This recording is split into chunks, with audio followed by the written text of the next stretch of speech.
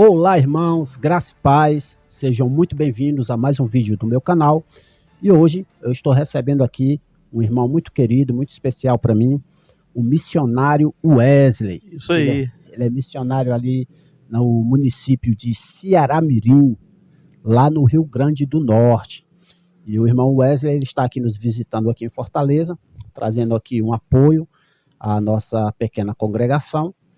E, obviamente, eu vou aproveitar aqui para extrair a história desse irmão, que tem muito a nos contar, das suas experiências com Deus, do que Deus tem trabalhado na vida dele. Então, irmão Wesley, seja muito bem-vindo ao canal do irmão Júnior. E conta aí um pouco para nós da sua história, mas antes, né, se apresenta aí para os nossos irmãos, me diga quem você aonde você trabalha, fala um pouco aí sobre a sua família também. Fica à vontade, meu irmão. Olá, irmão Júnior, para mim é um prazer estar aqui em Fortaleza, nesse momento aqui cooperando a congregação daqui, nessa igreja. É uma alegria, desde que encontrei o irmão lá na Intap, né? A gente teve aquele momento junto e Deus pôs no meu coração esse desejo de vir aqui. E eu louvo a Deus pelo permitir a gente estar tendo esse momento junto aqui, esse fim de semana. Muito feliz em estar aqui, em poder cooperar, e junto com o irmão Rafael, Claudemir.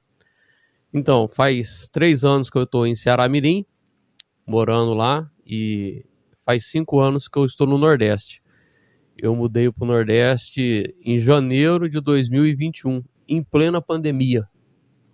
Até alguns irmãos falaram assim para mim: não, Wesley, muda depois da pandemia. Eu falei: não, irmãos, depois da pandemia eu já estou lá. E foi interessante que isso foi muito bom. Apesar de a gente vir como missionário, enviados pela Casa de Oração do Jardim Portinari, em Franca, os irmãos nos apoiaram e nos apoiam. E quando a gente mudou para cá, a gente se sentiu muito sozinho, sabe? Porque o nosso Brasil é grande, é um país continental, né? E quando a gente muda do Sudeste para o Nordeste, é uma mudança drástica, assim, a cultura, o modo das pessoas. E para nós foi muito difícil o começo. Mas o irmão veio com a família, a esposa, filhos. Eu visitei. Como que foi a época que o irmão saiu de lá de Franca, né? Para vir aqui para o Nordeste, aqui para o Rio Grande do Norte? Saiu com a família, como foi?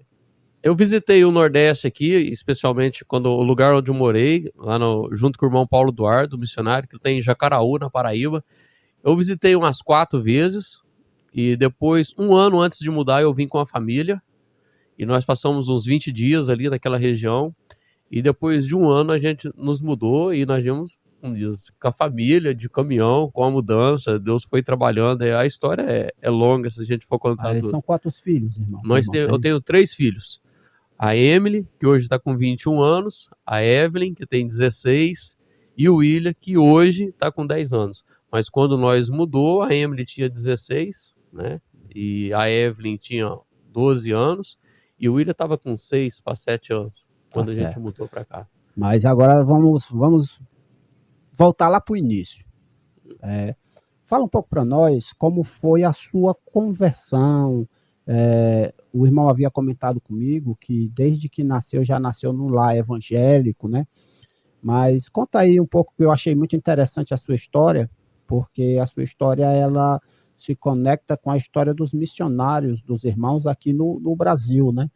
Então, seu avô, não foi? É seu avô? Meu avô foi evangelizado, né? Conta aí um pouco desse início aí, e até chegar a sua vez, né? Porque você é de terceira geração. Terceira geração. Olha que interessante. E conta como é isso, né? Porque aqui no Brasil, normalmente, a pessoa nasce no lar católico, espírita, e se converte no meio evangélico, né? Se converte a ser cristão, a ser um evangélico.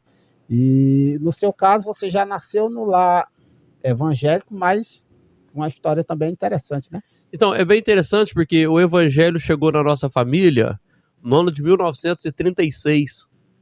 Um dia, quando a minha avó, que já partiu para a glória, está com o Senhor já faz um bocado de tempo, e nós convivíamos junto. Ela morou na casa do meu pai, eu era um adolescente de 15 anos, e eu sempre, porque a minha avó morava numa casa nos fundos da casa do meu pai, e E eu fazia questão de ir dormir junto com a minha avó. E eu ouvia várias histórias. E a minha avó me contou que o meu avô era muito católico. E em 1936, e ele tinha muita vontade de conhecer a Bíblia. Inclusive um padre ia rezar missa lá no sítio. E ele sempre questionava o padre, mas cadê a Bíblia? E o padre falava, não, a Bíblia fica na paróquia. Nós não pode carregar a Bíblia fica lá. Isso 1936. 1936. Isso antes do concílio, o Concílio Vaticano II foi em 1960, né? Aquela mudança que o catolicismo fez, que incentivava a leitura da Bíblia pelos católicos, foi em 1960. Isso é 1936, ou seja, num período que ainda o catolicismo eles preservava a Bíblia, restringia lá na paróquia, né? Justamente. Então, isso porque às vezes alguns irmãos não, mas eu sou católico, o padre me incentiva, mas aí é outra época, 1936. E aí a minha avó contou que veio um sitiante que era vizinho e falou assim, convidou meu avô porque ia ter um homem explicando a Bíblia lá no chão dele. E quando ele falou que o homem ia explicar a Bíblia, meu avô super interessou, porque ele queria muito conhecer a Bíblia. E o missionário que estava trabalhando nessa região lá, na época, era o irmão João Murray, né, um escocês. E eu quero crer que se não foi o irmão João Murray, foi um irmão que trabalhava junto com ele, que foi lá, porque é naquela mesma região e foi nessa época, quando estava começando o evangelho chegar na região do Triângulo Mineiro ali, a região de Ituiutaba. E aí a minha avó me contou que o meu avô foi à reunião e quando ele chegou de tarde, ele falou assim para minha avó, chamava Nativa, falou, Nativa, hoje eu escutei a verdade, eu criei na verdade e eu vou ficar com a verdade. Ele se converteu. E aí ele começou um trabalhador incansável na obra e tem várias igrejas na região lá que ele começou e evangelizava e evangelizou muitas pessoas. Inclusive existem irmãos hoje que foram evangelizados através do meu avô, famílias que hoje estão na casa de oração, que ouviram o evangelho através do meu avô, né?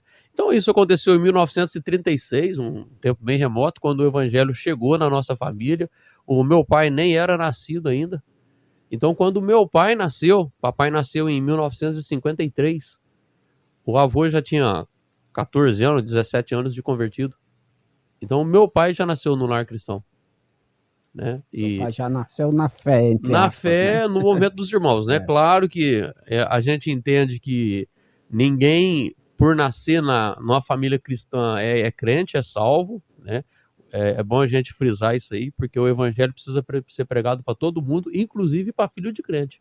O movimento dos irmãos, ele não é aliancista, né, irmão? Não é. Então, assim, não existe aquele entendimento de que o batismo substituiu a circuncisão. Não. Então não se batiza infantes, não se batiza não bebês. Faz o P do batismo. O batismo é o credo-batismo. Credo-batismo, né? Aquele tem que confessar. Então, por mais que ele tenha nascido num lar evangélico, houve um momento na vida dele que ele se converteu, justamente tomou uma decisão e se batizou. E depois ele encontrou minha mãe também, já no movimento dos irmãos. Eles se casaram em 1976, né? Meu pai é o Hernan e minha mãe é a Marli, graças a Deus eles estão vivos também, moram lá na cidade de Franca ainda, né? E então, quando eu nasci, já no ano de 1979, eu costumo brincar que eu nasci numa terça-feira, passou um domingo, no outro domingo, meu pai me levou numa reunião do movimento dos irmãos, sabe? Já nasceu dentro da congregação. Meu primeiro passeio, quando eu saí de casa a primeira vez, foi para ir para uma reunião. Isso foi um privilégio, sabe? Eu louvo a Deus, agradeço a Deus demais pela criação, pela dedicação da minha mãe, do meu pai, sabe? Assim, a maneira como nós foi criado. Mas eu vejo que foi um perigo para mim isso aí, porque eu me lembro de ter acostumado a ouvir o evangelho. Se eu ouvia uma pregação, eu falava, mas isso aí eu já ouvi. Minha mãe conta isso aí desde novo. Sabe? Então, claro, foi uma bênção, não tenha dúvida. Mas quais que essa bênção se torna um empecilho? Porque você começa a ouvir o evangelho e depois parece que o evangelho não surte efeito. E foi exatamente o que estava acontecendo comigo. né? Mas eu me lembro que no ano de 1988, foi o ano que o meu avô, esse que converteu em 36, faleceu. Eu tinha 9 anos. Eu me lembro bem. Que aí eu comecei a ficar preocupado porque o meu avô faleceu e pegaram o meu avô e colocaram lá no cemitério. Rapaz, aquilo eu fiquei achando tão ruim, sabe? E eu me lembro que eu estava passando daquela fase de criança para adolescente, que você começa a entender as coisas e as coisas começam a fazer sentido. Eita, chegou aquele bar que você olhou e, opa, um dia é minha vez. Justo, e eu comecei a ficar preocupado. Eu falei, tá, meu avô morreu. Meu avô morreu. E eu fiquei preocupado com aquilo, pensando, e eu louvo a Deus pela vida da minha mãe. Ela foi uma mulher que sempre contou história pra gente, sempre evangelizou a gente, sabe? Eu, minha irmã, meu irmão. E, rapaz, fica com isso, fica a dica. Evangeliza seus filhos, né? E a mamãe, ela tinha um costume de antes da gente dormir à tarde, que todo dia de tarde a gente dormia, a mamãe contava uma história e dava uma bala. Aí a gente ia dormir. Eu, meu irmão, minha irmã. Isso acontecia quase todo dia. E um dia eu me lembro que a minha mãe recebia uma revista do Rio de Janeiro, Servas. Era uma revista feminina que, sabe, muito distribuída no meio evangélico da casa de oração. Literatura dos Irmãos? Literatura dos Irmãos. Uma revista feminina. Chamava Servas. Ainda existe? Ainda existe. Voltou. Ficou um tempo, hoje existe. Servas. E nessas servas tinha a página dos cordeirinhos. Ou seja, um lugar especial para as mães contar para as crianças. E eu me lembro que mais ou menos nessa época, eu sei, era Deus trabalhando na minha vida. Aí minha mãe foi contar a história. A história era o seguinte: um menino fez uma pergunta para a mãe dele: mãe, com que idade que a gente morre? Rapaz, quando a história começou assim, eu falei, gente, é isso que eu quero saber, com que idade que a gente morre. Era essa pergunta que eu queria. Era essa pergunta que eu queria. Sabe, eu não tinha coragem de fazer. Com que idade que a gente morre? Aí eu fiquei prestando atenção na história para descobrir com que idade que a gente morre. Aí a mãe do menino falou assim, ó, para te falar a idade que a gente morre, eu vou te levar num passeio. Aí a história contava que ó, a mãe pegou a criança, o filho dela, e levou no cemitério. Aí eu fiquei pensando, é cemitério onde meu avô foi colocado. Beleza. Aí chegou no cemitério e começou a mostrar, ó, esse aqui morreu com 90 anos. Eu falei, 90 anos. Esse aí morreu com 82. Falei, a idade do meu avô. 82, tá longe, eu tenho 9. Ainda tem um tempo. Ainda tem tempo. Aí a história contava, ó, esse morreu com 40. Falei, 40 tá tranquilo, né? Ah, esse morreu com 35. E minha mãe foi falando as idades, nem sei se estava escrito no livro, sabe? Só sei que em dado momento ela falou, um morreu com 9. Falei, pronto. Se com 9 morre, eu tô enrolado. Porque eu sabia tudinho do evangelho. Sabia que existe a condenação. Sabia que existia a condenação. E quando morre não acaba. Sabia que existia inferno. Eu sabia que eu não era salvo. Eu sabia tudo. Eu sabia todas as histórias. Eu conhecia todas as histórias da Bíblia. Eu sabia tudo. Sabe? Já tinha ouvido falar sobre o céu. Já tinha ouvido falar sobre o inferno. Eu sabia tudo, as histórias. Mas até então, aquilo não fazia sentido para mim, porque eu ia deixando. Aí eu lembro que nesse dia eu tomei um susto, eu falei, pronto, se morre com 9 anos, eu morri pro inferno, porque eu sei que eu não sou salvo. Eu entendi isso. Que se eu morresse, eu ia pro inferno, porque eu não era salvo. Eu sabia que eu não era salvo. Né? E eu me lembro que, rapaz, foi tão difícil de dormir naquela tarde, de noite então, eu ficava pensando, com 9 anos morre, com 9 anos vai pro inferno. Só que a história terminava que a gente não precisa ter medo do dia que vai morrer. Você tem que estar preparado. E a maneira de preparar é através de crer no Senhor Jesus e ser salvo, se tornar filho de Deus. Rapaz, eu fiquei protelando essa decisão, mas eu lembro que no domingo eu cheguei pro meu pai e falei, pai, minha mãe contou uma história assim, assim. Ele falou assim, mas você já creu em Cristo? Eu falei, não fiz isso. Faz isso, Wesley. Você sabe o caminho. Se você crê em Cristo, você vai ser salvo. Então, naquele dia, era um dia de domingo, eu me lembro, eu cheguei diante de Deus e confessei que eu era um pecador com 9 anos. E criei no Senhor Jesus e fui salvo.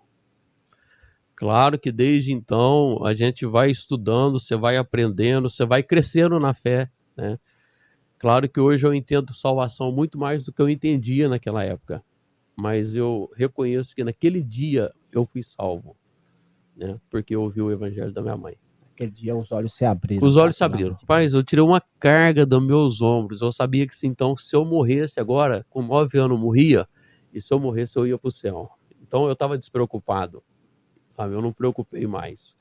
Porque a minha preocupação até então, que se o 9 anos morre, eu ia morrer, eu ia para o inferno, eu sabia. Mas depois que eu criei em Cristo, rapaz, me trouxe tanta alegria, me trouxe gozo, e eu fiquei tranquilo, sabia? Não, se eu morrer eu vou para o céu, tá em paz agora. Então isso foi a maneira como eu me converti. Foi o dia que eu fui salvo. Agora, eu louvo a Deus porque em Franca, na região onde eu morava, foi uma região muito visitada por missionários, sabe? E eu lembro do papai sempre fazer questão dos missionários ir na nossa casa, sabe? Muitos missionários passou pela nossa casa, seja para almoçar, seja para tomar uma refeição, sabe, para estar junto com a gente. O missionário ia em Franca, o papai levava eles lá em casa, né? E teve o irmão Jamie Crawford, rapaz, um irmão que foi uma bênção na minha vida, sabe? Esse irmão faleceu em 2020, durante a pandemia. Esse irmão me ajudou muito e incentivou, e, sabe? Esse irmão é Jaime Crawford. Jaime Crawford, ele era escocês. Ele é missionário, veio da Escócia para o Brasil, né? E ele já tinha uma longa jornada no trabalho missionário aqui. Uma longa jornada. Ele deve ter chegado no Brasil, sabe, 950, mais ou menos, 1950, alguma coisa nesse sentido aí. Eu não sei precisar a data certinha. Você teve contato com ele aí anos 90? Não, eu tive contato com ele desde que eu nasci, porque desde quando assim, a gente ainda era criança, ele já vinha lá, ele, a esposa dele, a dona Geni, que me incentivou na música. Hoje eu sou músico por causa da dona Geni, sabe? Que ela tocava e eu ficava do lado dela vendo ela tocar e eu pensava, um dia eu quero tocar igual a dona Geni, sabe? E foi um incentivo e o papai aproveitou isso e pôs a gente em escola de música. Para mim foi benção. E teve muitos outros missionários, Warren Brown, que até hoje até hoje nos ajuda muito, aconselhando e estando com a gente, sabe? Convivi um tempo com o Sr. Guilherme Maxwell nos acampamentos em Uberaba, sabe? Muito, sabe? Edgar de Almeida contando história no acampamento de Uberaba também. Então teve vários momentos que a gente teve. O Sr. Ramon da Edições Cristã e Escola Bíblica lá em Franca. Mário Machado, que até hoje está no nosso meio, grande amigo nosso, sabe? Um irmão, um amigo que sempre está com a gente. Davi Jané, que sabe que o irmão está em Ribeirão Preto. Então eu fui cercado de missionários assim, que a gente sempre conversava e via as histórias. Então, e com isso a gente foi sentindo o desejo, sabe? E uma coisa que me toca muito é pensar no João Murray, o missionário que levou o evangelho para a região, para nossa família, sabe? E rapaz, e como eu louvo a Deus para a vida desse homem. Que se não fosse o despertar dele, se não fosse, sabe, talvez o evangelho não tinha chegado, né? Irmão, além dessa influência pessoal que o irmão teve desses grandes homens de Deus que trabalharam lá na sua região, não só lá, mas em outros estados, né? Alguns dos irmãos que você falou aí são missionários que plantaram várias igrejas, né? Várias igrejas. E é muito impressionante a forma como eles atuaram e como Deus agiu na vida deles, né?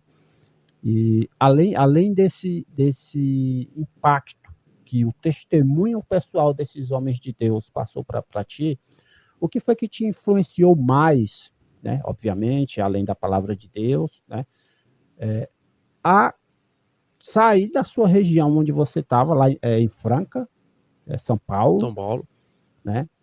E vir para um município do Nordeste. Primeiramente o irmão veio para Paraíba, né? Paraíba, Jacaraú, né? Depois para o Rio Grande do Norte. E o que foi que aconteceu? Porque assim, uma coisa é a gente ser cristão, ser crente, né? E Deus ele usa cada um como quer, né? Da forma como quer. E Deus usa alguns para levar o evangelho a locais distantes e para ser evangelistas, serem missionários, né? O que foi que aconteceu para que o irmão se tornasse um missionário, sabe? Eu sei que nesse inteirinho aí o irmão foi crescendo dentro das casas de orações, contato com vários outros grupos aí naquela região ali, conhece todo mundo, né? E o que foi que levou o irmão não, eu tenho que ir pregar o evangelho no Nordeste, eu tenho que ir. O que foi que aconteceu aí? Então, eu participei muitas vezes, durante a minha infância, adolescência, do acampamento Verdes Passos, em Uberaba, sabe? E no acampamento Verdes Passos, sempre depois do almoço, antes de que a tarde era livre, tinha histórias missionárias. Mas muitos irmãos foram usados para contar as histórias missionárias, e aquilo me chamava muita atenção, né? O evangelho ia expandindo. E eu me lembro que no meado do ano 93, 94, mais ou menos nessa época aí, talvez 92, eu estava fazendo um curso de elétrica no Senai. Meu irmão é eletricista. Eu sou eletricista. Aí o irmão pegou, o professor de elétrica, pegou e falou assim: olha, está sendo instalada a primeira torre eólica no Nordeste. E foi instalada em Fernando de Noronha, sabe? E ele estava muito, sabe, pensando que aquilo ia ser muito promissor, porque uma das dificuldades que o Nordeste tinha é de energia. Porque a nossa energia vem tudo de represas de hidrelétricas, né? E aqui não tinha, a energia demorava a chegar e muito complicado. Então, as torres eólicas eram uma saída. E ele falou assim: olha, tá dando certo e o Nordeste vai precisar de muitos eletricistas, porque tem várias cidades que não tem nenhuma luz. Foi o que o professor falou. Na mentalidade dele é o seguinte: estão plantando essa energia eólica ali em Fernando de Noronha, né?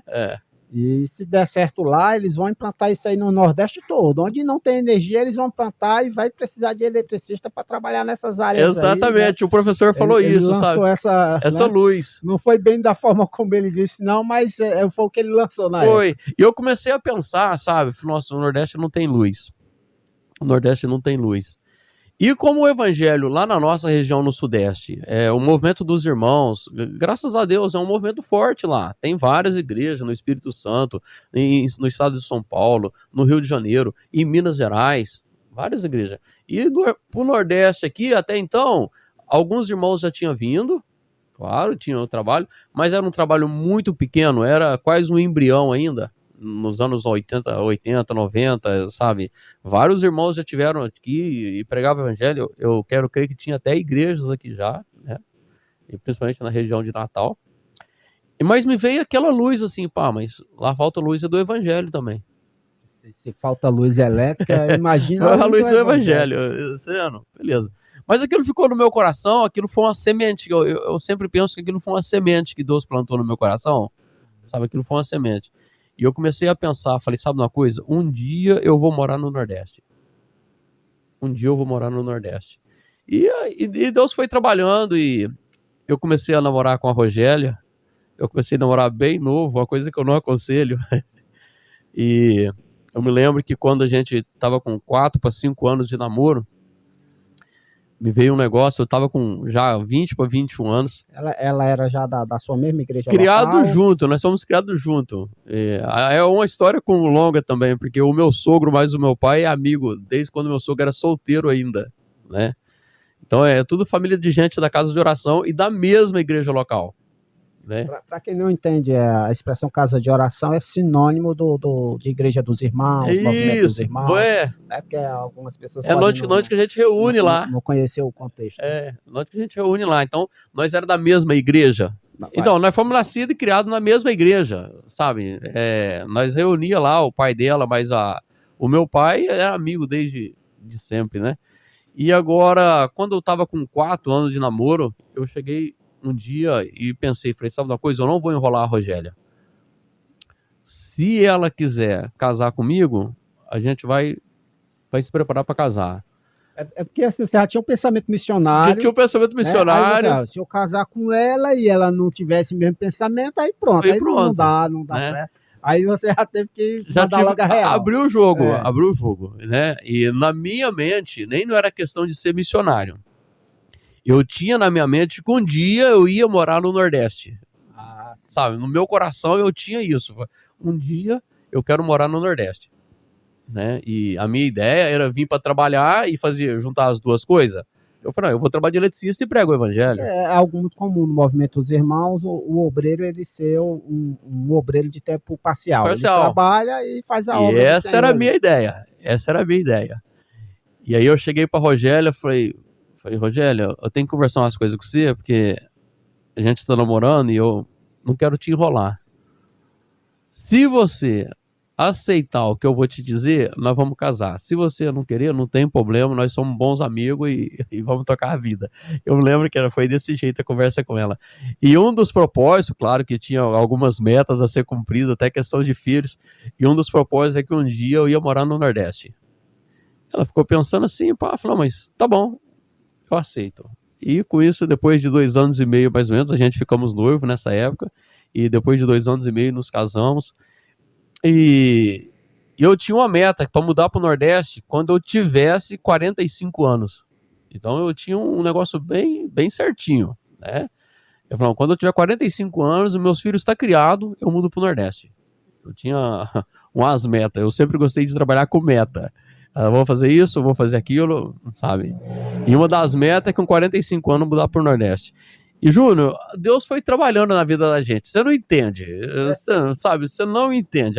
Sabe, eu casei e depois a gente trabalhava com jovens e passou um tempo, a gente viu necessidade nas famílias. Junto com o irmão Elcio, a gente passou a trabalhar com casais e fazer encontro de casais. E depois a gente começou um encontro de jovens, um acampamento para jovens, e depois a gente tomou conta um tempo do encontro de casal em Caldas Novas, junto com o irmão Ronaldo, e o Elcio, e o irmão Elias, e Deus foi trabalhando de uma certa maneira assim, que chegou uma hora que nós entendemos que nós precisava sair para a obra missionária.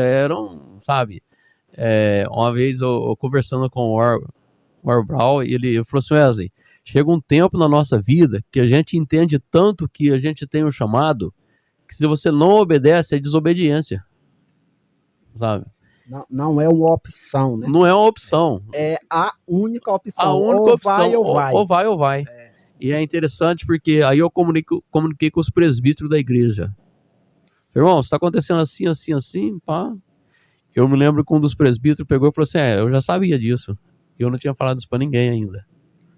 Sabe? E a igreja orou um tempo, a gente ficou 1 ano orando e depois teve a nossa recomendação.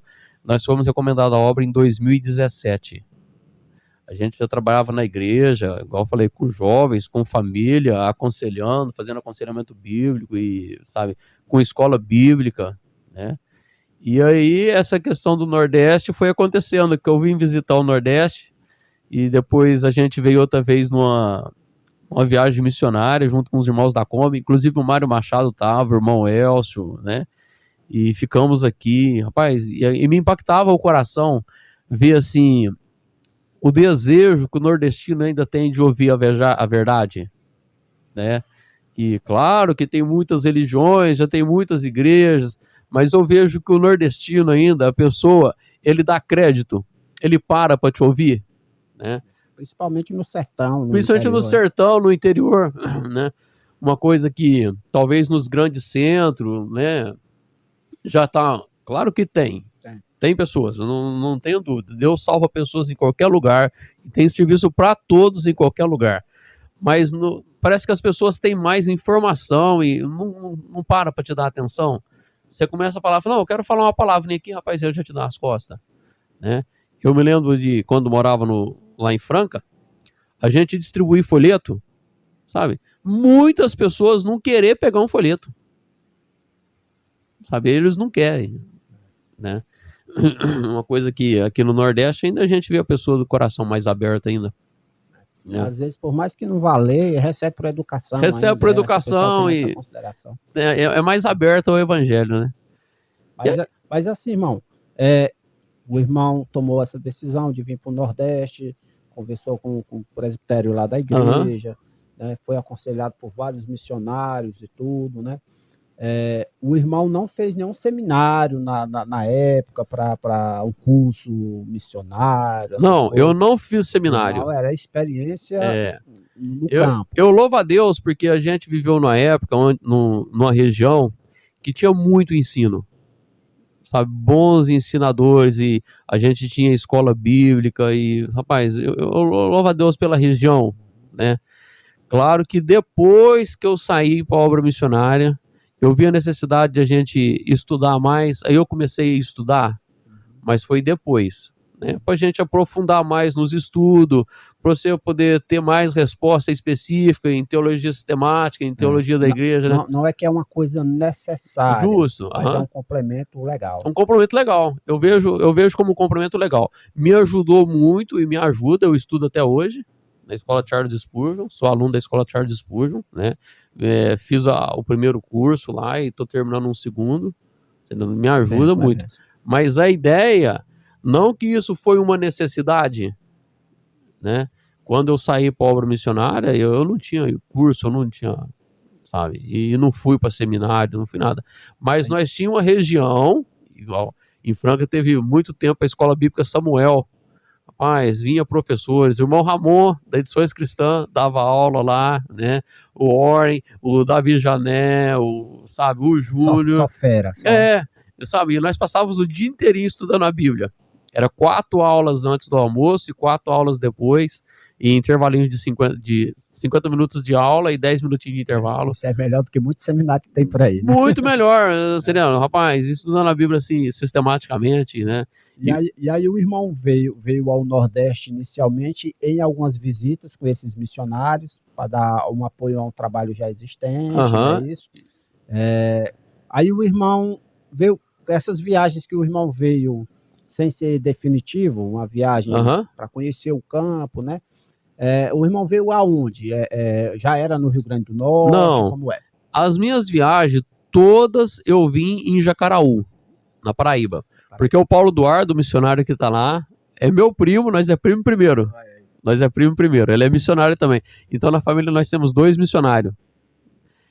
O Paulo Duarte que está em Jacaraú. E eu sempre vinha para Jacaraú, né? E eu me lembro que quando eu fui mudar de Franca para o Nordeste, o meu desejo era vir para o Rio Grande do Norte. Inclusive, na época quando eu vim para alugar uma casa, que a gente ia mudar em janeiro, em novembro eu vim para alugar uma casa. Eu fiz de tudo para alugar uma casa em Nova Cruz, que é uma cidade 30 quilômetros de Jacaraú, só que já é uma cidade no Rio Grande do Norte, né? Já é Rio Grande do Já é Norte. Rio Grande do Norte, a divisa lá. Rapaz, e Deus fechou todas as portas. Eu não consegui alugar uma casa em Nova Cruz. Eu não consegui alugar uma casa em Nova Cruz, sabe? Até tem uma história, porque aí o irmão Leandro, que é missionário, tem em Jacaraú também, o Léo, ele foi comigo em Nova Cruz, que ele conhecia muitas pessoas lá, e eu cheguei num lugar, num supermercado, lá no Josa, e o Leandro falou assim, ô Josa, era um senhor que ficava sentado, é uma pessoa muito rica, mas ele fica sentado na porta do mercado. Eu lembro que o Leandro pegou e falou assim, tô precisando de alguma casa em Nova Cruz? Aí o Josa falou assim, pois não, beleza. Que casa você queria? Eu falei, eu queria uma casa assim, de uns 3 quartos. E eu falei, tem uma rua ali assim, tem uma lá. Falei, não, porque esse irmão aqui é lá da igreja, ele tá mudando de São Paulo pra cá. Quando falou que era o irmão da igreja que tava mudando de São Paulo pra cá, e o homem já não tinha casa mais. Não, senhor, não vou alugar a casa não, porque a casa lá tá ocupada, não sei o que tem, pá, sabe? Eu vi claramente Deus fechando a porta. E eu me lembro que o Paulo Eduardo me aconselhou, foi assim, se eu fosse você, eu morava um tempo em Jacaraú. Que é onde estava seu primo já há algum tempo. E já tinha igreja local, né? Tem igreja local lá até hoje, uma boa igreja, graças a Deus, e vários irmãos. E você já conhece aqui, você vem pra cá.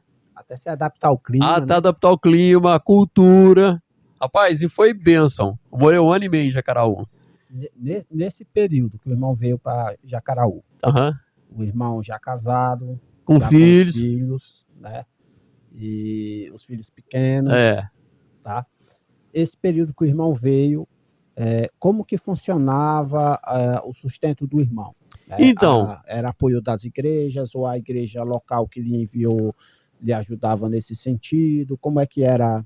Eu gosto de sempre perguntar esses assuntos, porque algumas pessoas elas entendem que a vida missionária e a vida do obreiro cristão, eles veem meio que uma coisa romântica, uma fantasia, olha como é lindo e tal.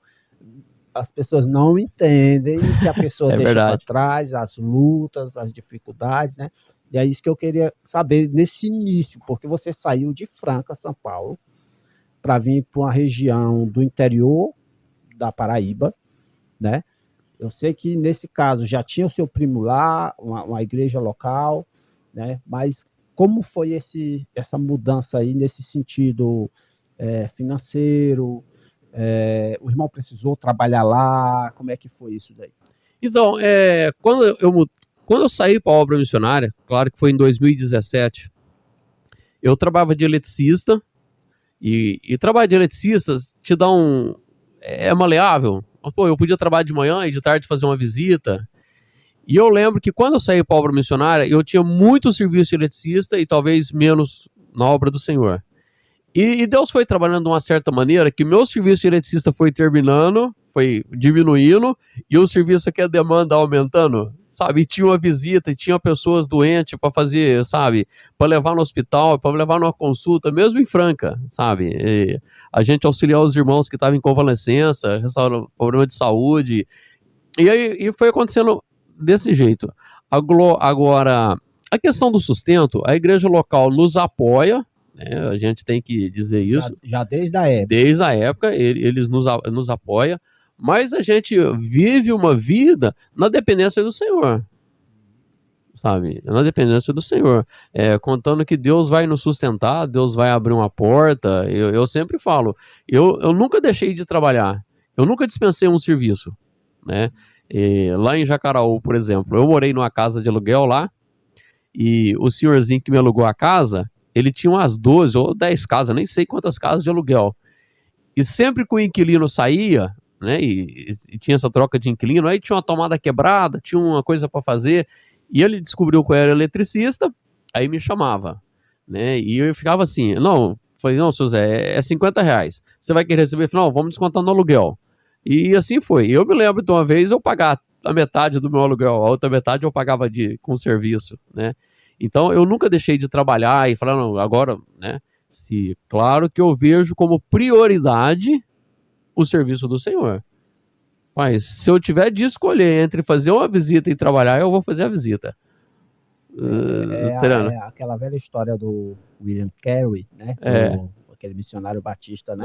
Ele era sapateiro, né? Sapateiro. Aí perguntavam a ele qual era a profissão dele, ele dizia que ele era um pregador do evangelho. Justamente. Ele consertava sapato para sustentar, agora, pagar as despesas, né? Agora hoje... A profissão dele, a função de vida dele era pregar o evangelho. Justamente. Hoje, o meu exemplo, por exemplo, hoje eu praticamente não tenho feito serviço de eletricista para me sustentar, né? Deus tem levantado irmãos, igreja, que tem nos sustentado.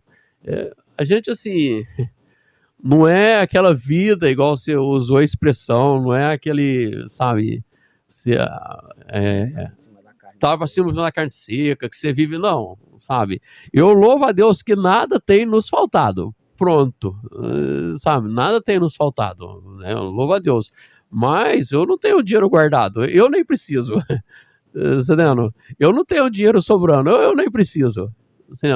Eu gosto sempre de entrar nesses assuntos, porque assim, a cultura do povão, principalmente o povo que não conhece o trabalho missionário, até em determinadas igrejas evangélicas, o pessoal entende que o obreiro, o pastor, o missionário, ele é uma pessoa riquíssima. Não. Porque pega dinheiro do dízimo lá e tudo.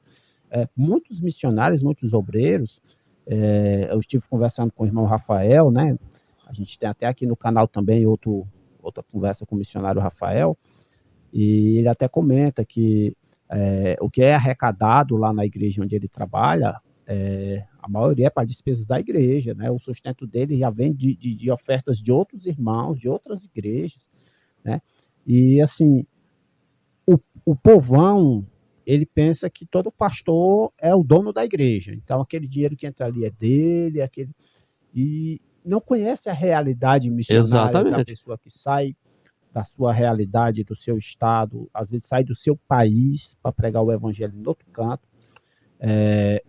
Tem que trabalhar, tem que jogar em várias posições, digamos assim, porque tem que trabalhar no serviço secular, no serviço da obra do Senhor, e a obra do Senhor é prioridade. Às vezes deixa um bom emprego, porque aquele bom emprego não dá tempo dele fazer as coisas de Deus. E é por isso que eu gosto, irmão, de conversar contigo e com outros missionários, que essa realidade é a realidade da igreja evangélica brasileira, dos obreiros que plantam igrejas, das pessoas que abdicam de coisas daqui deste mundo, pensando no alto, pensando nas coisas de Deus. Essa questão financeira, no meu caso, a gente está lá, quando aí a gente morou 1 ano e meio na Paraíba e veio para Ceará-Mirim. O motivo que levou a gente para Ceará-Mirim, que os irmãos, ano 2000, 99, 98, tinham começado um trabalho em Ceará-Mirim, adquirido um prédio, esse prédio estava lá, reformado, fechado. Rapaz, aquilo me doeu o coração. Como assim? Uma cidade, eu visitei Ceará-Mirim umas 3 vezes, uma cidade grande, assim, promissora. Falei, tem um prédio fechado? Vamos mudar para Ceará-Mirim. Então o irmão veio de Franca, se estabeleceu da Paraíba. Da Paraíba descobriu que tinha esse trabalho iniciado em Ceará-Mirim, já tinha um prédio erguido, mas estava parado. Parado, fechado. Não tinha obreiro, não tinha obreiro, não tinha nada. Sabe? Aí eu falei, não, vou começar lá. Sabe? Aí eu conversei com os presbíteros em Franca. Quase não tinha vontade de ir para o Rio Grande do Norte, né? Deus abriu uma porta, Aí eu fui pro lugar de Deus. E, de novo, Deus foi preparando, as portas foi abrindo, e eu sempre falo isso. Quando as coisas é de Deus, a porta abre. As coisas acontecem, você não precisa de chutar a porta, a porta abre. E nós sentimos realmente a porta abrindo e Deus levando a gente lá para Ceará-Mirim. E quando a gente chega em Ceará-Mirim, pensa bem, tem um salão de reuniões fechado, não tem irmãos, não tem membro. Diferente do que as pessoas podem pensar, você e sua família. Eu e minha família. Diferente do que as pessoas podem pensar, até hoje, ao invés da igreja em Ceará-Mirim, como diz, me ofertar, rapaz, maioria das vezes eu tenho que pegar dinheiro que é, como diz, do Senhor, que eu sempre falo que eu não tenho dinheiro. O dinheiro que eu recebo é um dinheiro do Senhor, para minhas despesas, e faço as despesas da obra do Senhor. É o contrário. É ao contrário. O pessoal pensa que você ganha dinheiro da igreja, mas o obreiro, ele gasta. Ele gasta. Né? Ele gasta, não, ele investe na igreja. É o contrário. É isso, sabe? É isso que eu estou mostrando. Eu sempre, lá em casa, a nossa economia doméstica, sempre a gente tem em vista isso. Eu não tenho dinheiro, o dinheiro é do Senhor, sabe? Os irmãos que enviam esse dinheiro para nós, e a maioria, eu tenho muita responsabilidade com isso, porque os irmãos fazem uma oferta ao Senhor. Ele faz uma oferta ao Senhor e envia esse dinheiro para mim, para o campo missionário aqui no Nordeste. Então isso é uma benção. Então o dinheiro não é meu, o dinheiro é do Senhor.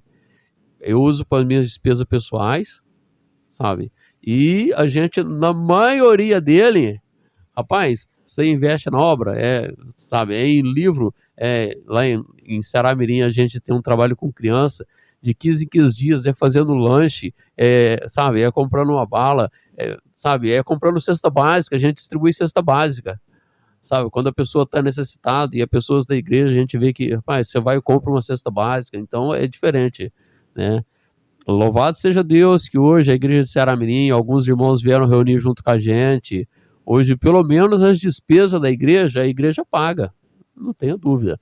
Mas muitas vezes, quando eu mudei, eu paguei água, eu paguei luz, para ter o salão funcionando. Entendeu? Que esse dinheiro que é do Senhor que a gente recebe. Aí, nesse trabalho que o irmão está no campo, a igreja de Ceará-Mirim já está estabelecida, já tem uma congregação lá, uma igreja. Tem congregação, com as reuniões, assim, já está levantando presbíteros. Vamos levantar os presbíteros para trabalhar.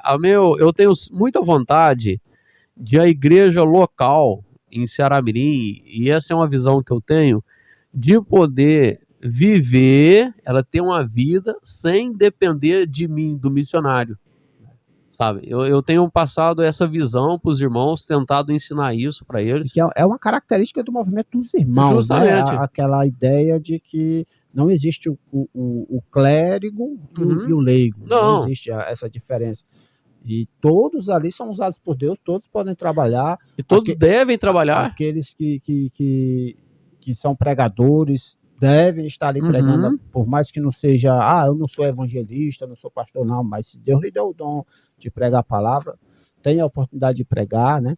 E isso é interessante, né? Aí o irmão tem trabalhado isso para que os irmãos possam se desenvolver, trabalhar os seus dons na igreja. Exatamente isso, sabe? Para a igreja local poder caminhar, claro que eu tô lá com a minha responsabilidade, jamais, eu converso isso com os irmãos, jamais vou me eximir da minha responsabilidade de como servo do Senhor, de como, sabe, um dos mais velhos na igreja, de poder dar um conselho, de ajudar, mas o meu estímulo todo dia é para que esses irmãos cresçam na fé, sabe, que eles cresçam na fé, né? Porque o mesmo acesso que você tem a Cristo, eles têm também. O mesmo Espírito que habita em ti, habita neles. Habita neles. Exatamente. Entendeu? Então, o meu esforço, tanto que a gente faz um esforço para o progresso do evangelho, claro, a gente faz evangelismo, trabalha com criança, faz estudo evangelístico à noite com as pessoas, leva as pessoas para nossa casa, tem estudo evangelístico na nossa casa, entendeu? E faz visita pastoral, cuidando dos membros da igreja, é muito serviço, entendeu? Mas uma das minhas propostas, uma das coisas que eu tenho incentivado muito, é para que os irmãos que já foram salvos e os irmãos que já são salvos, passaram a reunir conosco, que eles cresçam espiritualmente, que eles se desenvolvam, sabe? É um dos meus objetivos, é uma das minhas metas, né? Porque hoje eu moro em Ceará-Mirim e eu não sinto, assim, pretensão de mudar de Ceará-Mirim. Mas eu não sei o que Deus tem para mim daqui 5 anos, daqui 10 anos. E quando Deus permita, se um dia a gente sentir a direção de Deus para mudar de Ceará-Mirim, se eu poder deixar uma igreja estabelecida, uma igreja que trabalha sem eu, né? E eu louvo a Deus, porque assim... E esse é o trabalho missionário, esse é o trabalho missionário, porque eu vim aqui para Fortaleza esse fim de semana. Rapaz, Ceará-Mirim ficou tendo as reuniões normais lá. Teve reunião domingo de manhã, tem reunião domingo à noite, sabe? Ele está tocando. Deus permita, no final do ano, a gente sempre vai passar um período em Franca, porque tem meus pais, tem meu sogro, tem os parentes tudo lá, levar os filhos para conviver com a família. A Emily, minha filha mais velha, agora mora em Franca, ela morou 3 anos aqui, faz 2 que está lá em Franca estudando e trabalhando, então a gente tem esse período lá. Eu louvo a Deus, porque a igreja de Ceará-Mirim já continua, sabe, eles trabalham lá, né? Então já tem esse espírito de não ficar dependendo de mim, de precisar de mim para tudo. Não, eles caminham. Irmão, e assim, uma coisa que me chamou a atenção quando eu lhe conheci lá no INTAP, o irmão falou sobre o trabalho que, e até já comentou aqui, que o irmão e a sua esposa têm com as crianças, né? Eu até brinquei que você é o George Miller do Ceará-Mirim, né? Porque aqueles orfanatos famosos, orfanatos do George Miller, lá em Bristol e tal, começaram da forma como o irmão trabalha ali, né? Chamando as crianças, tem um momento do lanche, um momento de pregação da palavra, um momento de brincadeiras, né? E como que é essa experiência, assim, irmão? Porque, assim, aqui no Nordeste ainda há muitos municípios bem carentes, né? A gente sabe que no interior, aqui do Ceará, no interior do Rio Grande do Norte, emprego é difícil, né? Muitas pessoas vivem do benefício aí que tem do governo, ou quando tem, né? Outros da agricultura, às vezes aquele ano não chove, e tem aquela dificuldade, mas como que é essa experiência lá com o trabalho com essas crianças? Então, né? Porque você se envolve de tal forma que são de casa, né? São de casa, é interessante porque a gente, quando chegou em Ceará-Mirim, a gente pensou assim, tá, como é que eu vou começar agora? Onde que eu começo? Né? E eu fui membro da igreja em Extremóis, junto com o irmão Luciano Camargo, que eu sempre entendo que uma família, ele tem que fazer parte, se ele é cristão, ele tem que fazer parte de uma igreja. Ninguém é igreja sozinho. Ninguém é igreja sozinho. O cristão, ele é a ovelha do Senhor, ele não é um lobo solitário. Justamente, né? exatamente. Tem que andar com as outras ovelhas, tem que estar junto. E aí eu conversei com o irmão Luciano, falei, irmão Luciano, eu vou ser membro lá em Extremóis. É 35 quilômetros, né, de Ceará. E eu ia todo domingo lá em Extremóis, pra gente no tempo de ceia, e escola dominical, e servir a igreja junto com os irmãos lá em Extremóis. Foi bênção, um tempo abençoador. E eu lembro que os irmãos em Extremóis, no meio de semana, eles faziam reunião nas casas. Então, no fim de semana, no salão de reuniões, na casa de oração, e no meio de semana nas casas, era na sexta-feira. Aí eu conversei com o Luciano, falei, Luciano, dá para fazer uma reunião dessa lá em Ceará-Mirim? Ele falou, dá, Wesley. Então, na primeira sexta-feira do mês, a reunião era na nossa casa, em Ceará-Mirim. Rapaz, louva a Deus, os irmãos de Extremóis vinham na reunião aqui em Ceará-Mirim, e aí eu convidava os vizinhos da nossa rua, e, sabe, e fazia reunião na nossa casa. E foi assim que começou a reunião em Ceará-Mirim, sabe? Aí a gente... O trabalho da igreja. Da igreja. Junto os irmãos de Extremóis nos ajudando, auxiliando lá. E depois a gente descobriu uns irmãos que já moravam perto lá, que não estavam reunindo, o irmão Alânio, o irmão Cal, e passamos a reunir de 15 em 15 dias, depois passamos a reunir, sabe, toda semana, e assim as coisas foram acontecendo. E eu lembro que no mês de julho, nós fizemos uma EBF, né, junto com os irmãos de Extremóis. Rapaz, foi bênção, muitos meninos veio. Aí eu mais a Rogélia falou assim, nós podíamos aproveitar esse incentivo, que as crianças já aprenderam a vir. Eu lembro que teve EBF quarta, quinta, sexta e sábado. Então as crianças viram. Aí nós começamos a fazer uma escolinha bíblica, sabe? De 15 em 15 dias, todo sábado. Sábado de 15 em 15 dias. Um sábado tem, outro sábado não tem, né? E com isso, as crianças foram se achegando, e a gente sempre tem um tempo da história bíblica, a gente prega o evangelho mesmo, né? Geralmente é a minha esposa, a Rogélia, que dá a historinha, e eu fico na condução dos cânticos, né? E a Rogélia conta a história, usando sempre livros de história da PEC, né? E depois tem o momento de lanche, e depois nós temos o momento de brincadeiras, sempre a gente tem elas ficam com nós mais ou menos umas 2 horas. E o lanche, igual eu te falei, sempre a gente investe, e o lanche, a Rogélia faz muito bem bolo, sabe? Bolo, pão, né? E geralmente o lanche é isso. Um pão com salsicha ou um bolo de chocolate que a Rogélia faz, um refrigerante, e esse é o lanche. As crianças amam. E nós notamos que essas crianças no domingo ficavam paradas. No domingo elas ficavam o dia inteiro na rua. Aí a gente passou a ter o quê? Escola dominical de 15 em 15 dias. Aí no sábado tem a escolinha, aí no outro fim de semana, no domingo, tem escola dominical, e as crianças vêm na escola dominical. Então, todo fim de semana ela está com a gente. E acontecia, depois da escola dominical, das crianças falarem assim, ô tio, deixa eu ir para sua casa. Deixa eu ir para sua casa. E eu comecei a pensar, falei, por que essas crianças querem ir para minha casa? Sabe? E eu levei elas uma vez. Rapaz, a Rogélia fez uma panelada de comida, você vê essas crianças comer. Sabe? Muitas crianças carentes, que você vê assim que talvez eles não tenham o que comer, rapaz. Eles vão passar o dia inteiro lá, eles não sabem o que vai comer. E se eu levo eles para minha casa, o que acontece? Aí eles comem. E aí isso aí virou quase um costume. Então, de 15 em 15 dias, o que acontecia? Eles iam para nossa casa. Eles cobram, né, irmão? Eles cobram. Teve uma vez que vocês tiveram que cancelar e eles, opa, não, tem que ter. Tá? Não, é interessante porque eu me lembro, aconteceu já umas 2 vezes, que eu mais a Rogélia, na hora de sair para a escola dominical, domingo de manhã, nós combinamos, hoje não dá para trazer as crianças, né?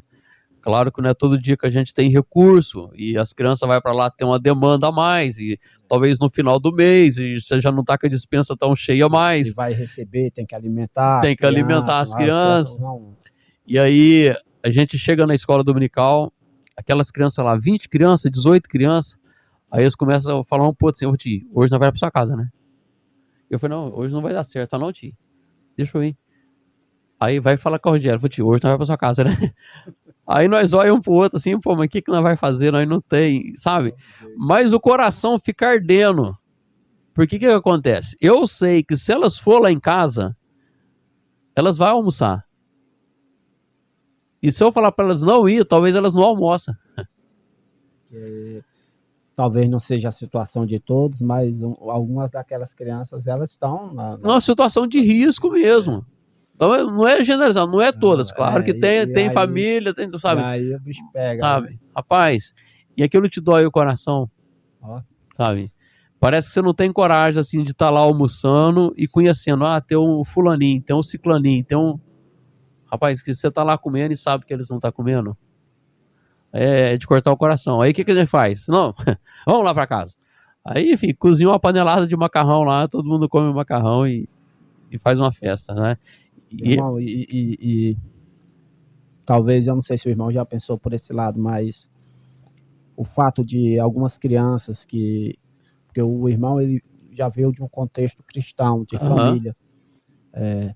Eu não vim de uma família evangélica, né? Sei. Mas o fato de algumas crianças que não são de famílias cristãs estarem convivendo numa casa cristã, né? Porque lá você abre a sua casa, tá sua esposa, tá seus filhos, né? Então é um lar cristão ali que está escancarado para aquelas crianças estarem ali presentes e ver como é um lar cristão, né? Às vezes, eu não sei se é a situação de alguma criança lá. É por isso que eu disse que eu não sei se o irmão já pensou por esse lado. Mas às vezes aquela criança, ela tá ali brincando o dia todo na rua porque não quer ir para casa. Não, acontece. Não quer participar da briga familiar que às vezes há ali por conta do alcoolismo e de outras coisas mais, entende? E é um escape e a criança vê que quando Jesus transforma, pode haver uma família de verdade. E isso aí tem servido de testemunho, sabe? Algumas crianças, igual a Rogélia, gosta muito de foto. Se você ir na nossa casa, espero que você vá lá em breve, você vai ver que a Rogélia coloca foto da nossa família em todo lugar, todo cantinho tem uma foto. E a gente pega muitas crianças olhando as fotos. E um dia a Rogélia viu uma criança falando para outra, velho, quando eu crescer eu quero ter uma família desse jeito. Olha, irmão. Tá entendendo? Ela viu uma criança falando para outra, quando eu crescer eu quero ter uma família desse jeito, né? Então serve de exemplo, serve de alvo, entendendo? Né? É o evangelho sendo pregado pela família. Pela família, entendendo? E com isso, graças a Deus, tem algumas crianças que já nos falaram, não, eu creio em Cristo, eu sou salvo. Claro que a gente vai trabalhando, né? Eu vejo que a salvação é uma decisão, né? Mas, igual o Pedro falou, a gente tem que crescer na salvação, sabe? Você tem que, sabe, ir tendo conhecimento. E a gente tem batalhado, trabalhado isso nas crianças. Você é um testemunho vivo, né? Você se converteu aos 9 anos, mesmo tendo toda aquela bagagem cristã, se converteu aos 9 anos, precisou crescer na caminhada cristã, né? Então, olha como Deus age, né? Assim, Deus fez você ter essa experiência e hoje você está transmitindo essa experiência para aquelas crianças, né? Deus lhe usando da forma como ele foi lhe treinando a vida toda. Olha a providência divina, não é? Deus faz, é maravilhoso. Deus faz, assim, é muito bonito você ver a obra de Deus, sabe? A obra de Deus, como ele foi trabalhando, como ele foi moldando a nossa vida, como ele foi moldando a nossa família, sendo, como ele foi tirando as arestas, sendo, e eu lembro que eu passei uma experiência assim, antes de eu sair para a obra missionária. Eu tinha um emprego bom, trabalhava numa oficina e tomava conta da oficina lá, e sabe? E eu peguei as minhas reservas e comprei um carro. Rapaz, eu tava super feliz porque agora eu tinha um carro, e um carro melhor do que o outro, e eu tinha pegado as minhas reservas, dado entrada, vendido um carro e dado entrada, e financiado um pouco, mas agora era um carro bom, e sabe? E eu muito feliz. Rapaz, e eu confiava muito no meu emprego. Eu confiava muito no meu emprego. Falei, dia 10 eu recebo, eu pago esse carro. Rapaz, dia 10 eu recebia, fazia compra. Dia 10 eu recebia e pagava água, pagava luz. Claro que financeiramente, graças a Deus, a gente teve um ensino de casa, de ser bem controlado financeiramente. Eu nunca fui de fazer dívida, sabe? Não, ser bem controladinho. Mas eu confiava no salário, no patrão, não em Deus. Não em Deus. Eu sabia que, dia 10 eu recebo. Estou lá preocupado. É só eu trabalhar de 10 e receber, eu controlo. Né? E Deus teve que me ensinar a não confiar em patrão. Deus teve que me ensinar a confiar nele. É ele que dá o sustento. É ele que dá o sustento. Às vezes por meio do patrão, mas o sustento vem de Deus, vem de Deus. Muitas vezes a gente esquece. A gente esquece disso. E eu me esquecia disso. Eu me esquecia disso. Que quem estava me sustentando, mesmo que eu era empregado, sabe? Mas quem estava me sustentando era Deus. Era Deus. E Deus me ensinou isso de uma forma tão drástica que um dia a gente estava indo, nós tínhamos um quarteto em Franca e nós foi cantar em Quenta-Sol. É uma cidadezinha pequenininha, município de Sacramento. E para ir em Quenta-Sol tem uma estrada de terra. Eu lembro que os irmãos do quarteto estavam num carro da frente e eu com a minha família nesse carro que eu tinha comprado 1 mês e meio, nem 2 meses que tinha comprado esse carro, atrás. Rapaz, em dado momento eu não capotei esse carro.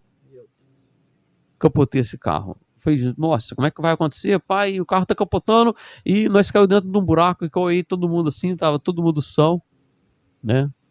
Mas ali tava minhas reservas tudo. Foi feito todo aquele investimento. Todo aquele investimento, ali tá a minha reserva, ali tinha uma dívida para me pagar, sabe? E eu tava de pé agora. Rapaz, eu me lembro que naquela hora eu falei, Senhor, eu vim aqui para pregar, vim aqui para cantar, acontece um negócio desse. Sabe? Graças a Deus, Deus foi tão bondoso que nós não teve nenhum arranhão. Tava eu, a Rogélia, a Emily e a Evelyn. O William nem tinha nascido. Isso foi em 2015 que aconteceu isso. E aí, rapaz, Deus trabalhou tanto naquele evento que hoje eu olho para trás e vejo exatamente aquilo que eu precisava. Eu precisava capotar aquele carro. Deus usou irmãos de uma maneira que eu nem entendo, sabe? Claro que o carro eu já usava para fazer minhas visitas, para fazer a obra missionária, mas eu trabalhava de empregado e lutando contra o chamado, sabe? Eu tenho um bom emprego, não, sabe? Não é a hora, né? Aquele pensamento, não, eu já estou trabalhando para o Senhor. Já estou trabalhando para o Senhor. Já está de boa. Não, filho, eu canto no quarteto, eu faço isso, eu faço aquilo outro. Eu ficava enumerando as coisas que eu fazia. Mas o Senhor cobrava mais, né? O Senhor queria mais. E o irmão Júnior, rapaz, eu lembro que um dos irmãos chegou assim e falou assim, o que você vai fazer desse carro? Eu falei, irmão, rapaz, eu nem sei o que eu vou fazer desse carro. Vou ver se eu arrumo um trator emprestado, levar para um pé de manga aí e deixar ele, não vou levar nem para casa. Aí o irmão falou assim, não, vamos levar ele lá para Sacramento, é uma cidade perto. Aí levou para Sacramento. Aí chegou no outro dia, um irmão falou assim, e o carro? Eu falei, o carro tá lá assim guardado, cara. E eu falei assim, não, mas você não vai trazer para Franca? Eu falei, não, vou trazer para Franca não, porque trazer para cá, para pôr na garagem, aqui um carro tudo amassado, tudo acabado, eu não quero, lá tá guardado. Eu falei, mas pode trazer para Franca? Eu falei, rapaz, vai trazer para Franca? Ele falou, não, vai arrumar o carro. Rapaz, juntou irmãos quase que da região inteira, senhorinha, dando R$50, dando R$20, outro irmão deu uma porta, outro irmão falou, eu pinto, outro arrumou o carro. Eu entendi que quem cuida de mim era Deus. Falei, mas não é você não sabe. Você tá confiando no teu salário aí. Não é você. Eu vou comprar, eu vou conseguir pagar. Vou conseguir, eu pago. Porque eu tenho um emprego, eu vou conseguir pagar e tal. Sereno. Aí Deus me mostrou que quem cuidava de mim, quem cuidava da minha família, quem cuidava da minha finança, era Ele, não era eu. Deus é soberano mesmo. Deus é soberano. Deus, ele olha, é do meu jeito. É do meu jeito. Sereno. E aí, isso aconteceu em 2015, igual em 2017 a gente saiu para a obra missionária. Aí em 2016 eu comuniquei a igreja. Entendeu? A gente passou um ano lá orando e os presbíteros orando pela gente. Em 2017, junho de 2017, a gente foi recomendado a obra, né? Aí eu fiquei em Franca, trabalhando lá e servindo ao Senhor lá, igual eu te falei naquela história, diminuindo o serviço e aumentando outro serviço. E nasceu o William nesse tempo, sabe? E as coisas foram acontecendo. Hoje eu sei o que é viver na dependência do Senhor. Sabe? Hoje eu não tenho salário. Eu não sei quanto eu vou receber o mês que vem. Eu não tenho nenhuma garantia. Claro que tem igrejas que a gente sabe que está contribuindo com a gente todo mês e mensalmente, mas a minha confiança hoje deixou de ser em patrão, deixou de ser, sabe? As minhas finanças hoje é confiada no Senhor. Igual eu falei, quando eu recebo uma oferta, sabe? Quando chega um dinheiro na nossa conta, eu sei que aquilo é um dinheiro do Senhor e eu tenho que usar ele para o Senhor. É impressionante como Deus trabalha na nossa vida. Ele nos dá todo o sustento necessário, né? E nos ensina a depender dele, né, meu irmão? Nos ensina a depender dele. Irmão, tem duas histórias que o irmão me contou, e eu não sei se será possível o irmão contar aqui, porque, obviamente, envolve pessoas, né, e tal, mas uma delas é aquela história que o irmão me contou a respeito daquele missionário que conversou contigo, que chegou para ti e disse, não, hoje é fácil você ir, né? E contou para ti a história dele, né? E se o irmão puder contar para a gente. E a outra é aquela experiência que o irmão teve de ir buscar aquela pessoa na casa dela, porque ela não conseguia ir para a igreja e tudo. E depois teve toda aquela Deus respondendo ali ao que você estava fazendo e Deus lhe abençoou bastante. Você sabe? Sei. Então, a primeira história, a história missionária, é do irmão Jaime Crawford. Quando a gente, em 2017, que a gente foi recomendado a obra, o irmão Jaime, na época com quase 90 anos, ou mais de 90 anos, eu não sei certinho a idade que ele faleceu, que ele partiu para o Senhor, mas ele começou a ir na nossa casa todas as vezes que ele ia em Franca. Ele morava em São Joaquim da Barra, 60 quilômetros, mas ele sempre pregava na igreja do Vera Cruz, em Franca, no Palestina, né, algumas vezes no aeroporto, e ele vinha. Eu lembro que de manhã cedinho ele ligava para mim e falava, Wesley, vou na sua casa tomar um café hoje. E ele passava lá e a gente conversava, ele contava das experiências missionárias. Foi um irmão que me ajudou muito. E eu me lembro quando começou a construir a ideia da gente mudar para o Nordeste, né? E ele falou assim, Wesley, o Nordeste precisa muito. Aqui em São Paulo tem muito, tem missionário, o Nordeste precisa. E talvez você fique achando que para o Nordeste é difícil, é longe, mas olha, é bem mais fácil do que quando eu vim da Escócia, né? Hoje tem celular, você pode falar, claro que não tinha WhatsApp ainda, né? O WhatsApp foi depois, mas ele falou, hoje você pode falar, no Nordeste, no Brasil ainda, dá para você vir aqui, pelo menos uma vez por ano, né?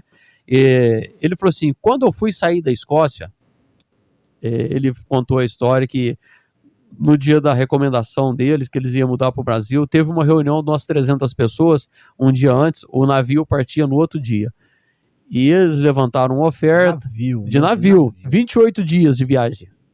28 dias de viagem, ele contou. E ele falou assim que, na hora de despedir do pai dele, o pai dele abraçou ele e falou assim, Jaime, até na glória. Porque ele não tinha a expectativa de rever o irmão dele, de rever o pai dele, sabe? Porque uma carta demorava 6 meses para chegar. Ele tinha notícia uma vez por ano. Ele mandava uma carta, a carta chegava lá no meio do ano, aí depois de lá os irmãos respondiam essa carta, chegava no final do ano. Então a notícia que ele estava procurando no começo do ano, talvez chegava só no final. Então era muito difícil. Isso me animou muito. E assim, na época desse irmão, né, desse missionário, recurso. Era assim, muito difícil. Ele veio com o que ele tinha no bolso e assim, não tem mais não, aquele ali. Rapaz, então é umas histórias missionárias que nos ajudou, sabe? E esse irmão pegou e disse mesmo, olha, eu vou... Essa frase, até na glória. A jeito que eu despedi do meu pai, a última, e ele falou isso chorando, mas ele falou assim que ele encontrou o pai dele ainda, Deus foi misericordioso, eu acho que ele encontrou 2 ou 3 vezes com o pai dele ainda. Mas a despedida, o último abraço, foi até na glória. A expectativa que eles iam de encontro agora era no céu, né? E eu falei, vixe, o Nordeste é pertinho. Dá para ir e vir aí em qualquer momento. O Nordeste é pertinho. Então, sabe, foi uma benção. E a outra história, irmão, da experiência que você teve, foi aonde? Foi na Paraíba? Foi na Paraíba. Até foi interessante, porque sempre que eu fui na Paraíba, sempre que eu vinha, eu encontrava um irmão, um senhorzinho de idade, senhor Manel, na reunião. E quando a gente mudou para Paraíba, a gente já mudou numa época da pandemia. Então não reunia mais. E você não ia na casa de ninguém. Rapaz, foi um momento que eu sofri muito. Pensa bem, sozinho numa cidade, ninguém pode vir na sua casa, você não pode ir na casa de ninguém, não tem reunião. Tá, aí eu me lembro que depois da pandemia começou aquele negócio, não, reúne 30%, não, pode reunir 40%, não sei se você lembra, assim, as igrejas voltou nesse negócio, né? E eu sempre ficava pensando, o São Manuel não tá vindo porque, idoso não pode reunir. Não, ainda não tá 100%, não tá 100%, a gente não tá vendo ele aqui. Não tá vendo ele aqui, eu ficava pensando nisso, né? E aí voltou, liberou as reuniões. Liberou as reuniões e eu comecei a ver que o irmão Manuel não veio na reunião. Aí eu conversei com o Paulo, que é outro missionário, falei, Paulo, por que o São Manuel não tá vindo na reunião? Eu falei, eu não sei. Aí eu falei, vou lá visitar ele. E fui visitar o São Manuel. Aí cheguei lá e a gente conversou, o São Manuel falou assim, eu fiquei muito feliz, você mudar aqui para Jacaraú e para ajudar o Paulo. Eu falei, não, eu tô muito feliz de morar aqui. Só tem uma coisa, eu não tô vendo o senhor na reunião. Aí ele falou, nossa, acontece o seguinte, o Paulo faz um serviço muito interessante lá na Paraíba. Tem uma Kombi, e essa Kombi saía pegando os irmãos para levar para a reunião. Ele faz isso até hoje, essa Kombi lá. Mas ele pegou e falou assim, o Paulo passa aqui com a Kombi, mas eu não consigo subir, é muito alto. Kombi, o degrau é bem alto para subir mesmo. Né? Era um senhor de idade, sabe? E eu falei, eu não consigo de jeito nenhum subir naquela Kombi. Sabe? E com isso eu não estou indo. E para mim de bicicleta eu tenho que deixar a irmã Severina aqui, que é a esposa dele. E eu não tô querendo deixar ela para trás, e, sabe? Eu falei, mas se eu vim aqui de carro, o senhor vai na reunião? Ele falou, mas você faz isso? Eu falei, faço. Não, de carro eu vou. Eu falei, então pode organizar que o senhor vai hoje. Aí eu passei a levar o senhor Manel para a reunião. Sempre passava lá primeiro, e sabe, sempre a gente ligava, o senhor tá pronto? Vai, né? Hoje o senhor vai. E o São Manel tem um filho, que um dia ele ficou sabendo que eu ia mudar para Ceará-Mirim. Aí ele pegou e falou assim, você vai mudar para Ceará-Mirim? Eu falei, vou. E eu falei, rapaz, quando você mudar para Ceará-Mirim, eu vou comprar uma Kombi para abençoar seu trabalho lá. Você precisa de uma Kombi para levar pessoas para a igreja. Porque você sempre levou meu pai para reunião e meu pai já falou que ele procurou te ajudar na gasolina, você não quis, e você precisa de um carro maior para levar pessoas para a igreja. Né? E foi através disso, eu nem estava pensando, né? E levando esse irmão. E a gente mudou para Ceará-Mirim, e o tempo passou, e, rapaz, Deus colocou no coração desse irmão, e um certo dia eu estava em casa, e esse irmão me ligou e falou, estou comprando uma Kombi para você, eu nem acreditei, né? Mas foi real, o irmão Antônio de Jacaraú nos abençoou com a Kombi. Você vê como é as coisas de Deus, né? Deus vai e age de forma tremenda, né? E a Kombi hoje é uma bênção, eu não sei como eu ia fazer se eu não tivesse uma Kombi. Deus sabia que eu precisava de uma Kombi, nem eu sabia. A Kombi hoje, rapaz, a gente usa para buscar pessoas, a gente tem um trabalho em Ponta do Mato, é um lugar 12 quilômetros de Ceará-Mirim, a gente faz reunião lá de 15 em 15 dias, a gente leva a cadeira, a gente leva os irmãos, a gente busca os irmãos, a gente tem um trabalho na região, junto com o irmão Rafael, que esteve aqui também, e a gente vai em Riachuelo, vai para a Zona Norte, sabe? Essa Kombi é uma bênção, sabe? Olha aí. Eu cuido dela muito bem cuidado, claro, que dos carros e das coisas que Deus tem nos colocado, porque, de novo, eu entendo que ela é do Senhor. Amém. Amém, meu irmão. Eu entendo que ela é do Senhor, ela não é minha, então eu tenho que cuidar dela. Eu tenho um carro, a história do carro é praticamente a mesma, sabe? Os irmãos, quando a gente ia mudar para cá, e falaram, seu carro é muito ruim. Eu tinha um carro, o carro que bateu, né? E eles trocaram o nosso carro. Rapaz, eu entendo que o carro que eu tenho hoje não é meu, é um carro do Senhor. Eu tenho que cuidar dele, eu tenho que servir para a obra, né? E as coisas funcionam assim. É tudo dele, por ele e para ele. Amém. Pronto, sabe? Irmão, chegando ao fim da nossa conversa, gostaria que o irmão falasse de forma resumida a mensagem que te fez sair de Franta lá de São Paulo para o interior do Nordeste, aqui no Rio Grande do Norte. Essa mensagem que te salvou quando você tinha 9 anos, este evangelho que o irmão anuncia toda semana, praticamente todos os dias lá. Fala para nós essa mensagem aí, essa mensagem que o irmão anuncia, né? O que é esse evangelho, meu irmão? Quem é esse Jesus que transforma vidas? Né? Fala aí para a turma que está nos ouvindo aí. Rapaz, eu vejo que o ser humano tem uma necessidade espiritual. Ele tem uma necessidade espiritual. O sábio Salomão diz em Eclesiastes que Deus colocou no coração do homem a eternidade. Então ele pensa no futuro, ele sabe que no dia, sabe, ele vai ter que encontrar com Deus. Ele, por mais ateu que ele seja, ele sabe que a vida não termina aqui, entendeu? Ele tem essas perguntas existenciais, sabe? E muitas das vezes isso causa medo, causa ansiedade, né? E por que as pessoas têm esse medo, têm essa ansiedade? Justamente porque não conhece o plano maravilhoso que existe de salvação em Cristo Jesus, né? Até o Senhor Jesus, quando pregava o evangelho às pessoas, era um evangelho de libertação. Qual que é a libertação? Desse medo, sabe, você ser livre. É uma coisa que foi quando eu me converti, sabe? Eu tinha medo do futuro. Eu tinha medo de ir para o inferno, e eu sabia que eu estava indo, né? E qual é o evangelho que hoje eu prego? Claro que é o evangelho da Bíblia, é o evangelho de salvação. Mas mostrar para a pessoa que ele não precisa de ter medo do futuro, sabe? E existe um plano de salvação preparado desde a eternidade passada em Cristo Jesus. Cristo já veio a esse mundo para pagar a pena do pecado, para pagar esse preço, para que todas as pessoas possam ter um futuro, né, na glória. E como a gente acontece? Como consegue isso? Através do Senhor Jesus, crendo no Senhor Jesus. A realidade, todo mundo é pecador de nascença. Mas ele pode ter os seus pecados perdoados, porque esse pecado separa o homem de Deus. Isaías 59, 2. Mas ele pode ter seu pecado perdoado através do Senhor Jesus. E desde que ele consegue esse perdão, que ele é um salvo, porque ele creu no Senhor Jesus, a Bíblia diz em vários lugares, ele tem a vida eterna. Amém. Ele tem a vida eterna. Agora, a questão do meu chamado missionário, eu me lembro de uma vez Warren Brown, é um missionário que está em Franca, rapaz, um irmãozão, conselheiro, meu tutor. Ele pregou um dia, eu lembro que ele pregou sobre 2 Timóteo, quando Paulo diz: combati o bom combate, acabei a carreira e guardei a fé. Ou seja, as últimas palavras de Paulo.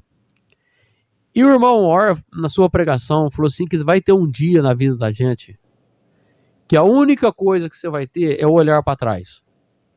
Paulo está ali, já com 65, 67 anos, véspera, depois ele foi morto, e Paulo está ali olhando para trás. E ele olha para trás sem nenhum arrependimento. Ele sabe uma coisa? Eu combati o bom combate, eu acabei a carreira, eu fiz, eu falei, eu preguei, eu viajei, sabe?